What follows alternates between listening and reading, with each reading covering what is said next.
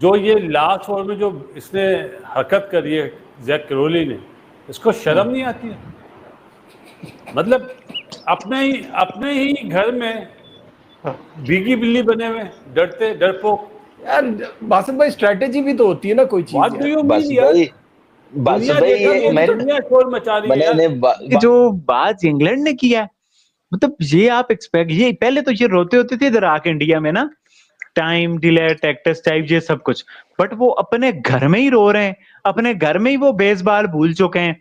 और शुभमन गिल ने तो भाई इंग्लैंड वालों को जलील करके रख दिया। ये अगर कहा जाए ना, फेंटा लगा दिया, ये कहा जाए कुछ गलत नहीं होगा। और आखिरी ओवर में जो अभी मतलब थोड़ी सी तू मैं हुई, ऑब्वियसली इंडिया वांटेड कि एक और ओवर बीच में फेंका जाए। इंग्लैंड वाले गोरों को, एक्सपीरियंस गोरों को आप देखें, ये कराली डकेट और इंग्लैंड की साइड कितनी एक्सपीरियंस साइड है इक्का दुक्का को छोड़ के, और इनको इंडिया के नौजवान खिलाड़ियों ने और एक नौजवान कप्तान ने जिस तरह से प्रेशर में डाला है। जय हिंद दोस्तों, जैक क्रोली ने जो सुमन गिल के साथ तू मैं किया, इससे देखकर पाकिस्तानी मीडिया जमकर जैक क्रोली गोरे को मजाक उड़ा रहे हैं और ट्रोल कर रहे हैं। क्योंकि दोस्तों आप लोगों को बता दूं कि डे 3 के दिन दोस्तों लास्ट के कम से कम 10 से 15 मिनट की टाइम बचा हुआ था। ऐसे में सुमन गिल चाह रहे थे कम से कम 2 से 3 ओवर फेंक दिया जाए जिससे एक आख विकेट गिर जाए। लेकिन दोस्तों इंग्लैंड के बैट्समैन जैक क्रोली ये चाह रहा था कि कम से कम हम बुमराह और आकाशदीप को डिफेंड कर ये दिन पार कर ले, और इसी कारण जैक क्रोली और सुमन गिल के साथ साथ तू मैं हुआ और सुमन गिल ने रगड़ा लगाया अच्छी खासी जैक क्रोली को। तो दोस्तों चलिए देखते हैं इस पर पाकिस्तानी मीडिया का क्या रिएक्शन रहता है। इंडिया ने इनको डिफेंसिव क्रिकेट खेलने पे मजबूर किया है, और वो अब आप देख लीजिए कि उसकी वजह ये है कि इंडिया ने एग्रेसिव क्रिकेट खेली है। वो कहते हैं ना, शेर को सवा शेर, इंडिया ने ये करके दिखाया, जिसकी वजह से उन्होंने कहा कि भाई इनके ऊपर जो है वो हमारा जोर नहीं चलेगा, हमें पीछे हटना पड़ेगा, और वो बैकफुट पे आए। और इस पूरे टेस्ट मैच में इंडिया ने उनको प्रेशर में रखा है, पिछले टेस्ट मैच में भी और इस टेस्ट मैच में भी, and they are under pressure. ये वाजे हो रहा है। हालांकि इंडिया ने कोई लीड हासिल नहीं की, अगर ओरिजिनली देखा जाए तो ये मैच अब बिल्कुल इवन स्टीवन हो गया। कल हम कह रहे थे ना कि इवन स्टीवन है, आज तो बिल्कुल इवन स्टीवन हो गया। आज तो ऐसे लग रहा है कि जैसे मैच नए सिरे से स्टार्ट हो गया, स्टार्टेड फ्रॉम जीरो। लेकिन उसके बावजूद आप देखें कि जो आखिर में हुआ है, जिस तरह से क्रॉली ने ड्रामे किए हैं, और वो क्रॉल करता करता वो चाह रहा था कि किसी तरह क्रॉलिंग करते करते ये दिन गुजर जाए और मेरे ऊपर से जो वो एक स्टिग्मा लगा हुआ है कि मैं आता हूं और चला जाता हूं, वो स्टिग्मा दूर हो जाए। तो उसने आगे वही हरकतें की हैं। मतलब ये है कि ये this is all because Indian bowlers, Indian team, Indian captain, सब लोग जो है वो they are not coming slow. वो भाई कह रहे हैं कि इंग्लैंड को कि हम तुम्हें छोड़ेंगे नहीं।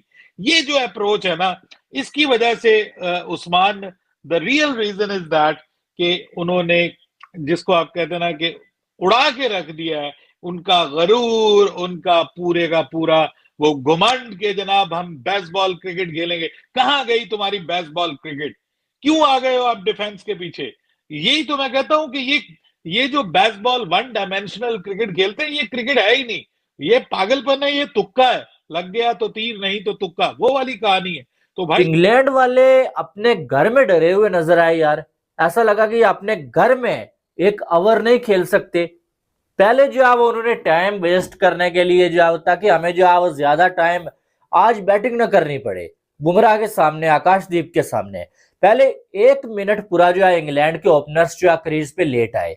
1 मिनट कोई जो है वो क्रीज पे वो लेट आए, ठीक है, 1 मिनट से ज्यादा बल्कि। और उसके बाद जो है फिर जब क्रीज पे आए, उसके बाद जो है उन्होंने हर बॉल के बाद जो है वो टाइम वेस्ट करने की कोशिश की। खास करके जैक कराली बार बार टाइम वेस्ट कर रहा था, और यही वजह है कि शुभमन गिल ने जो है फेंटा लगा दिया और तुन के रखा है शुभमन गिल ने इंग्लैंड के ओपनर्स को। अगर ये कहा जाए ना, कुछ गलत नहीं होगा। होता ही है भाई साहब के जो है वो आखिरी ओवर में पहले तो वो लेट आते हैं, फिर बार बार जो है जैक कराली जो है वो टाइम वेस्ट करने की कोशिश करता है, कभी बुमराह के साथ, कभी कुछ। फिर जो है वो ये होता है कि उसके फिंगर के ऊपर बॉल लगता है, भाई बॉल इतना ज्यादा लगता नहीं है, और जैक कराली जो है बहाना बना के खड़ा हो जाता है, फिजियो को बुलाने लगता है बाहर से। तब जो है शुभमन गिल को जो है भाई साहब जो है गुस्सा आता है, भाई ये क्या कर रहा है, टाइम वेस्ट कर रहा है। और शुभमन गिल ने खड़े खड़े वहां पर ट्रोल कर दिया है भाई, जलील कर दिया। शुभमन गिल ने बोला कि ग्रो सम बॉल्स, और उसके बाद जो है वो फिर शुभमन गिल उसके पास जाता है भाई, और पास जाके उसे ऐसे फिंगर दिखाता है, ऐसे फिंगर दिखाता है कि भाई ड्रामा क्या कर रहा है, अगर तुम्हारे अंदर हिम्मत है तो थोड़े से बॉल खेल के दिखा। जब वो उससे फिंगर में लगती है तो शुभमन गिल उसे ट्रोल करते हुए ये बोलता है कि इम्पैक्ट सब्स्टिट्यूट को बुला लो बाहर से। फिर जो है वो आता है वहां पर जो है वो बेन डकिट, और वो जो है वो शुभमन गिल को खामोश करवाने की कोशिश करता है, और शुभमन गिल उसके ऊपर भी चढ़ पड़ता है। जो आज पार्टनरशिप करी ना 131 रन की पंत ने और राहुल ने, गेम चेंजर वही थी यार, कसम से देख के मजा आ रहा था कि किस तरह आज पंत खेल रहा था। और उंगली में चोट होने के बाद उसने आज हक अदा कर दिया कि यार वो इस वक्त विकेट कीपर में सबसे अच्छा बैटर ही वो है, इसमें कोई दुनिया दो में नहीं। कोई आप ये एक चीज देखें नजीब, मैं उसको देख रहा था, वो ऐसे खेल रहा है जैसे वो गली में नहीं क्रिकेट खेलते कि दीवार को बाउंस लगना नहीं है, डायरेक्ट लगेगा तो आउट हो जाएगा।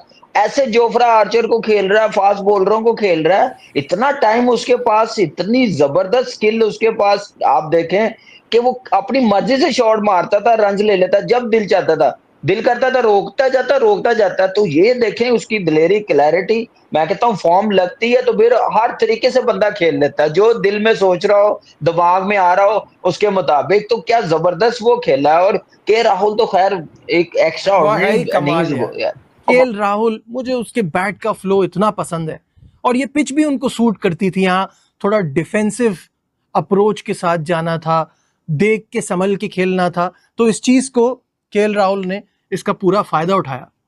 पंत के लिए तो मैं बार बार कहता हूं, अगर दुनिया में अभी भी किसी को पंत की स्किल्स पे शक है तो मुझे बड़ी हैरत होती है। He is the best test wicket keeper batter in the world, fantastic.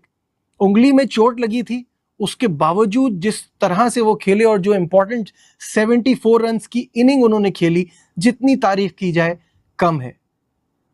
साथ में हम रविंद्र जडेजा को कैसे भूल सकते हैं, क्योंकि जडेजा की इंपॉर्टेंस देखनी हो ना तो इस बात से रियलाइज करें कि पहले टेस्ट मैच में वो नहीं चले थे और इंडिया की टेल बुरी तरह नाकाम हुई। उसके बाद जब वो चलने लगे तो पोजीशन इंडियन टीम की कंफर्टेबल होने लगी है। He is very very important as an allrounder. Bowling में इतना कुछ नहीं कर पा रहे तो वो अपनी यूटिलिटी बैटिंग में दिखाते हैं, विच इज वंडरफुल। 72 रन्स की बड़ी इंपॉर्टेंट इनिंग खेली, लेकिन उसके बावजूद मुझे लगता है कि आखिरी 4 रन ना बहुत कम स्कोर पे आउट हुए, क्योंकि मेरी फीलिंग थी इंडिया यहाँ 50-60 रन की लीड तो जरूर ले लेगा। मिनिमम 50 की लीड भी बहुत वैल्यूएबल होती इस पिच पे। और आखिरी ओवर में जो अभी मतलब थोड़ी सी तू मैं हुई, ऑब्वियसली इंडिया वांटेड कि एक और ओवर बीच में फेंका जाए, और इंग्लैंड की कोशिश थी कि भाई जान छुड़ाएं। और ये जो डाइंग मोमेंट्स बड़ा क्रूशियल होता है, ये जरा ट्रिकी होता है, तो इसमें से हम किसी तरीके से बच बचा के निकल जाएं। कल देखा जाएगा जो भी होगा, अभी हमारा कोई विकेट ना गिरे। तो इंग्लैंड उस चक्कर में वो इस कोशिश में दे कि हाँ किसी ना किसी तरीके से हम डिले कर दें और घड़ी पे 6:30 का टाइम हो जाए लोकल, और फिर हम चलते बने अपने ड्रेसिंग रूम की तरफ और कल खेलने के लिए आए। इंडिया की कोशिश थी कि हम एक और ओवर बीच में करवा लें। एनीवेज, दोनों टीमें बेहतरीन खेल रही हैं, इसमें कोई शक को शुबे की गुंजाइश नहीं है। Series is evenly poised. पहला मैच जो है वो इंग्लैंड जीता, दूसरा मैच इंडिया जीता, तीसरे मैच की जंग जारी है, कशमकश चल रही है। कभी मैच सेशन इधर जाता है, कभी उधर जाता है, कभी कमबैक होता है, कभी कोई टीम थोड़ा सा एडवांटेज लेती है, फिर दूसरी टीम वापसी करती है। तो हर हवाले से बेहतरीन शानदार किस्म का मैच जारी और सारी है, इसमें तो कोई शक व शुबे की गुंजाइश ही नहीं। अगर आप टेस्ट क्रिकेट के फैन हैं और आपको टेस्ट क्रिकेट देखना पसंद है तो फिर ये box office sort of stuff आपको देखने को मिल रहा है, विच इज अमेजिंग। बाकी देखिए, जैसे ही जडेजा आउट हुआ, फिर आकाशदीप ने 2 दफा वोक्स ने आउट दिया, वोक्स के एलबीडब्ल्यू आउट दिया अंपायर ने, दोनों दफा बचत हो गई। तो खैर मैच के लिए ये डीआरएस वोक्स तो एक डरावना ख्वाब ही है, क्योंकि वोक्स को आउट नहीं दिया था अंपायर ने, वो डीआरएस की वजह से ही आउट हुआ था। और उसके जो 2 आउट दिए वो डीआरएस ने कैंसिल कर दिए। तो वो मस्ट बी कर्सिंग, क्या जी ये डीआरएस क्या बुलाया। तो जैसा कि आप लोग वीडियो में देखे होंगे कि जैक क्रोली और सुमन गिल की दोस्तों फाइट देखकर पाकिस्तानी मीडिया ज़्यादातर दोस्तों जैक क्रोली को ट्रोल कर रही है, क्योंकि दोस्तों यहाँ पर से आप लोग साफ साफ वीडियो में देखे होंगे कि दोस्तों यहाँ पर डे 3 के दिन दोस्तों कम से कम 10 से 15 मिनट का टाइम बचा हुआ था दोस्तों यहाँ पर से सब्स्टिट्यूट होने में, यानी स्टंप होने में। क्योंकि दोस्तों आप लोगों को पता होगा टेस्ट में कम से कम दोस्तों जितना यहाँ पर विकेट गिराया जाए जिस सेशन में, उस टीम के लिए फ़ायदा होता है। और ऐसे में दोस्तों यहाँ पर से 387 रन इंग्लैंड की टीम ने फर्स्ट इनिंग में दोस्तों भारतीय टीम को टारगेट दिया था। इसी को बरकरार रखते हुए भारतीय टीम जब चेस करने उतरी तो दोस्तों वो भी भारतीय टीम भी 387 रन ही बना सकी। और दोस्तों जब यहाँ पर से भारतीय टीम ऑल आउट हुई, जब इंग्लैंड की दोस्तों टीम की बैटिंग करने की बारी आई तो पहले तो जैक क्रोली, बेन डकेट पहले जो थे इंग्लैंड के ओपनर वो लेट से बैटिंग करने आए, और एक बैटिंग करने लेट से आए, ऊपर से दोस्तों तूतुमाई करने के लिए शुरू कर दें। क्योंकि दोस्तों 10 से 15 मिनट का समय में कम से कम 2 से 3 ओवर फेंका जा सकता है। और ऐसे में यहाँ पर इंग्लैंड के बैट्समैनों का ये मानना था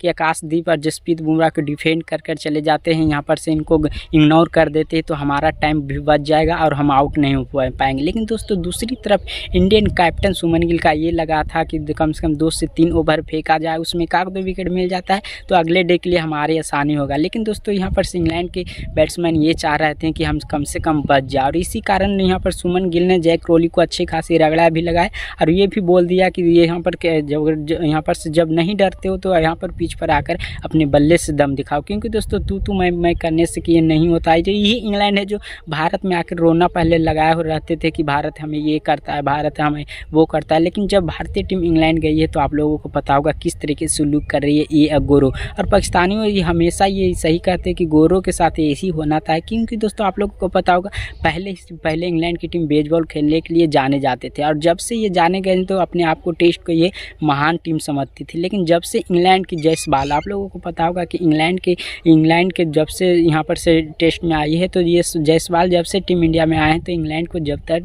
ज़बरदस्त तरीके से दोस्तों पिलाई जायसवाल कर रहे हैं। इंडिया के अंदर आती है तो जायसवाल इनको बेसबॉल जायसवाल बना देते हैं, और जब इंग्लैंड जाती है जायसवाल तो दोस्तों ज़बरदस्त तरीके से रगड़ा जायसवाल लगाते हैं, और घर में बुलाकर भी घर में जाकर भी रगड़ा लगाते हैं। और ये सब सलूक अगर जो दोस्तों विराट कोहली के साथ साथ ये गोरू इंग्लैंड के बैट्समैन कर देते तो इनकी खैर नहीं। क्योंकि दोस्तों आप लोगों को पता होगा कि इंग्लैंड की बैट्समैन हो या फिर ऑस्ट्रेलियन बैट्समैन है, विराट कोहली सा उलझने से क्या पता आप लोगों को होगा क्या होता है। और इंग्लैंड के ये बैट्समैन विराट कोहली के सामने एक यहाँ पर से जब टेस्ट खेलने जाते थे तो चुपचाप रहते थे। लेकिन दोस्तों विराट कोहली रोहित शर्मा के रिटायरमेंट होने के बाद दोस्तों ये सोचे कि हम टीम इंडिया को हल्के में आंक लेंगे। लेकिन दोस्तों कप्तान सुमन गिल ने क्या ही गोरों को जवाब दिया और ज़बरदस्त तरीके से रगड़ा लगा।